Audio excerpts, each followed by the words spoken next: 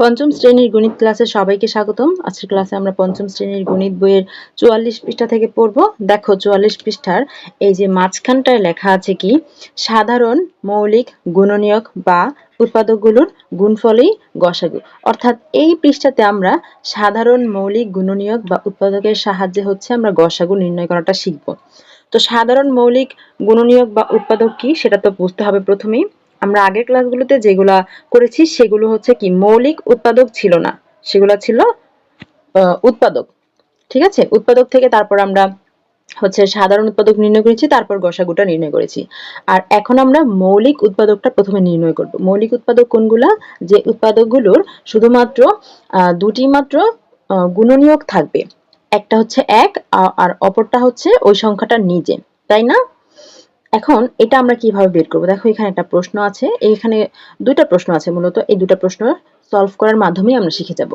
প্রথম প্রশ্নটি হচ্ছে 77 মিটার দীর্ঘ লাল ফিতা 22 মিটার দীর্ঘ কালো ফিতা থেকে কোনো ফিতা নষ্ট না করে একই মাপের সবচেয়ে বড় টুকরা কেটে নেওয়া হলো, এই টুকরার দৈর্ঘ্য কত? প্রশ্নটা খুব ভালোভাবে খেয়াল করতে হবে। আমাদের এখানে একটা লাল ফিতা হচ্ছে 77 মিটার আর একটা কালো ফিতা হচ্ছে 22 মিটার। এই ফিতা থেকে কোনো ফিতা নষ্ট না করে একই মাপের, মানে এটার থেকে যে মাপের এটা থেকে একই মাপের সবচেয়ে বড়, এই যে মেইন কথা এখানে আমরা পেয়ে গেছি। এই কথাগুলো আমাদের খেয়াল করতে হবে, তাই না? বলেছে সবচেয়ে বড় টুকরা কেটে নেওয়া হলো, এই টুকরার দৈর্ঘ্য কত? আচ্ছা, সবচেয়ে বড়, তারপর বৃহত্তম, এই ধরনের কথা থাকলে আমরা কি নির্ণয় করি? তোমাদের মনে আছে? আমরা গসাগু নির্ণয় করি, তাই তো? গসাগু, কারণ এই গসাগুয়ের গ মানে হচ্ছে গরিষ্ঠ, গরিষ্ঠ মানে বড়, তাই না? আশা করি মনে আছে। এখন এখানে আমরা গসাগু নির্ণয় করব, সেটা বুঝতে পারলাম। এখন গসাগুটা কিভাবে নির্ণয় করব?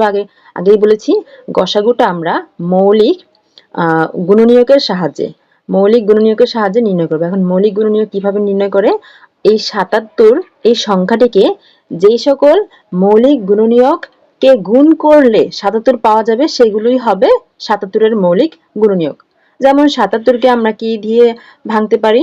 77কে আমরা 7 গুণ 11, 7 11 77 লিখতে পারি। আচ্ছা, এখন এই যে 77কে ভাঙলে 7 পাই আর 11 পাই। এখন 7 আর 11 এই দুইটা সংখ্যাকে কিন্তু আর ভাঙা যায় না, কারণ এই দুটো হচ্ছে মৌলিক গুণনীয়ক। এখন 22কে যদি ভাঙি, 22কে ভাঙলে আমরা কি পাবো? 2 11, 11 দুগুণে 22, তাই না? এই যে 11 দুগুণে 22 পেলাম, দুটি সংখ্যা পেলাম। এই দুটো কিন্তু মৌলিক গুণনীয়ক, কারণ 2কে আর আমরা ভাঙতে পারি না, 11কে আর ভাঙতে পারি না। যদি আরো ভাঙা যেত তখন ভাঙতাম। এরপরের উদাহরণটাতেই আমরা দেখব আরো ভাঙা গেলে আমরা ভাঙবো। আচ্ছা, এখন তো আর পারছি না। এখন এই যে আমরা 77 আর 22 এর গুণনীয়ক পেলাম, কি কি পেলাম? 77 এর 7 আর 11 আর 22 এর হচ্ছে 2 আর 11। এখন এই দুটার মধ্যে সাধারণ কি কি আছে? সাধারণ মানে কি, দুইটার মধ্যেই কি কি আছে? এখানেও 11 আছে, এখানেও 11 আছে। তাহলে আমরা সাধারণটা পেয়ে গেছি। 11 দিয়ে 7কে, 7ও নিঃশেষে বিভাজ্য, আবার 11 দিয়ে 22ও নিঃশেষে বিভাজ্য। তাহলে মৌলিক গুণনীয়ক, সাধারণ মৌলিক গুণনীয়ক পেয়েছি 22, তাহলে গসাগু কি হবে? সরি, সাধারণ মৌলিক গুণনীয়ক পেয়েছি 11, তাহলে গসাগু কি হবে? গসাগু হবে 11। দেখো এখানে লিখেছে সবচেয়ে বড় মৌলিক গুণনীয়ক 11 দিয়ে এই দুটো সংখ্যা বিভাজ্য। এখন তাহলে 77 এবং 22 এর গসাগু হচ্ছে 11। সবচেয়ে বড় টুকরার দৈর্ঘ্য কত হবে? তাহলে 11 মিটার। এটা বুঝতে পেরেছি।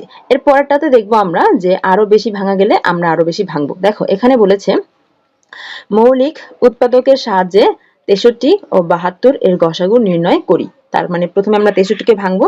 দেখি 63কে কি কি দিয়ে ভাঙা যায়। দেখো 63কে 3 21 63, 3 21 63 লিখতে পারছি। আবার এই যে দেখো 3 একটা মৌলিক গুণনীয়ক, এটাকে আর ভাঙতে পারি না। কিন্তু 21 কিন্তু মৌলিক না, 21কে আমরা আরো ভাঙতে পারি। 21কে কিভাবে ভাঙতে পারি? 3 7 21, 3 দিয়ে 7 দিয়ে ভাঙতে পারি, 3 7 21। দেখো এই 3 আর 7 এগুলোকে আমরা আর ভাঙতে পারি না। তাহলে 63 এর মৌলিক গুণনীয়কগুলো কি কি? 3 গুণ 3 গুণ 7। দেখো এখানে মৌলিক যে গুণনীয়কগুলো পাবো সেগুলো কিন্তু গুণ করলে আবার পূর্বের সংখ্যাটাই পাবো। এই যে 3 3 9, 3 3 9, 9 আর 7 গুণ করলে 7 নং 63, যে 63 পাচ্ছি। আবার 72কে যদি ভাঙতে চাই তাহলে আমরা দেখো 72কে ভাঙতে গেলে আমরা কি কি লিখতে পারি? 72কে আমরা 2 গুণ 36, 36 দুগুণে 72 লিখতে পারি। এখানে 2 একটা মৌলিক গুণনীয়ক, কিন্তু 36 কিন্তু এখনো মৌলিক হয়নি। 36কে আমরা আরো ভাঙতে পারি। 18 দুগুণে 36, 18 দুগুণে 36। আবার 18কে আমরা ভাঙতে পারি 9 দুগুণে 18, 9 দুগুণে 18। আবার এখানে 9 কে আমরা আরো ভাঙতে পারি, 3 3 9। দেখো ফাইনালি আমরা যে সংখ্যাগুলো পেলাম, এখানে এই যে 2 2 2 এগুলো হচ্ছে মৌলিক গুণনীয়ক। আবার এই যে 3 3 এগুলোও কি মৌলিক গুণনীয়ক। এগুলোকে আমরা আর ভাঙতে পারি না। তাহলে 72 কে ভেঙে আমরা কি কি পেলাম? এই যে একদম এই পাশের যে সংখ্যাগুলো, একদম কিনারের যে সংখ্যাগুলো, সেগুলো আমরা লিখবো। অর্থাৎ 2 গুণ 2 গুণ 2 গুণ 3 গুণ 3 এগুলো আমরা লিখবো। তাহলে আমরা এখানে লিখব 2 গুণ 2 গুণ 2 গুণ 3 গুণ 3। এখন এই সংখ্যাগুলো গুণ করলে কিন্তু তোমরা 72 পাবে। দেখো 2 দুগুণে 4, 4 দুগুণে 8, 3 8 24, 24 আর 3 গুণ করলে 3 24 72। এই যে দেখেছো? আচ্ছা, এখন এই যে 63 আর 72 এর মৌলিক গুণনীয়ক আমরা বের করেছি। এখন মৌলিক গুণনীয়ক বের করার পর কি করতে হবে? মৌলিক গুণনীয়ক বের করার পর দেখতে হবে কোনগুলো দুটার ভিতরেই আছে, অর্থাৎ সাধারণ কোনগুলো আছে। দেখো আমরা সাধারণ বের করি। এখানে দেখো 3 আছে, এখানেও 3 আছে, আবার এখানে 3 আছে, এখানেও 3 আছে, তাই না? অর্থাৎ দুইটার ভিতরেই 3 3 3 3 সাধারণ আছে। এখন আমরা তাহলে গসাগু কত পাবো? আমরা আগে দেখেছি যখন আমরা গুণনীয়ক নির্ণয় করেছি তখন সেখানে কিন্তু মৌলিক গুণনীয়ক ছিল না, সেখানে শুধু গুণনীয়ক ছিল। আর এখানে যেহেতু আমরা মৌলিক গুণনীয়ক নির্ণয় করেছি, এখানের পদ্ধতিটা ভিন্ন হবে। আমরা যেই সাধারণ মৌলিক গুণনীয়কগুলো পাবো সেগুলো গুণ করে দিব। কি বলেছি? গুণ করে দিব, অর্থাৎ 3 আর 3 গুণ করে দিব। আমরা দুটো 3 পেয়েছি, তাহলে 3 গুণ 3, 3 3 9, 9 হবে গসাগু। ঠিক আছে? আচ্ছা, দেখো এখানে আমরা যখন মৌলিক সাধারণ গুণনীয়ক নির্ণয় করেছি, তোমরা অবশ্যই খেয়াল করেছো যে এই মৌলিক যখন আমরা মৌলিক গুণনীয়ক নির্ণয় করেছি তখন তোমরা অবশ্যই খেয়াল করেছো যে এই মৌলিক গুণনীয়কগুলোর শুধুমাত্র দুটি উৎপাদক আছে। এই যে 3 এরও দুটি উৎপাদক, 3 দুটি উৎপাদক, 7 দুটি উৎপাদক। এখানে যতগুলো সংখ্যা পেয়েছি সবগুলাই মৌলিক, তাই না? এখানে যতগুলো সংখ্যা পেয়েছি সবগুলাই মৌলিক। এইভাবে করে আমরা মৌলিক গুণনীয়ক নির্ণয় করার মাধ্যমে তারপর সাধারণ মৌলিক গুণনীয়ক নির্ণয় করব, তারপর সাধারণগুলোর গুণ করে দেব, তাহলে আমরা গসাগু পেয়ে যাবো। যে দেখো তোতা পাখিটি বলেই দিয়েছে, সাধারণ মৌলিক গুণনীয়ক বা উৎপাদকগুলোর গুণফলই হবে গসাগু। ঠিক আছে? তার মানে আমরা প্রথমে মৌলিক গুণনীয়ক নির্ণয় করব, তারপর সাধারণ মৌলিক গুণনীয়ক নির্ণয় করব, তারপর সেগুলোর গুণ করে দেব, তারপর সেটা গসাগু হয়ে যাবে। আশা করি সিস্টেমটা বুঝতে পেরেছো।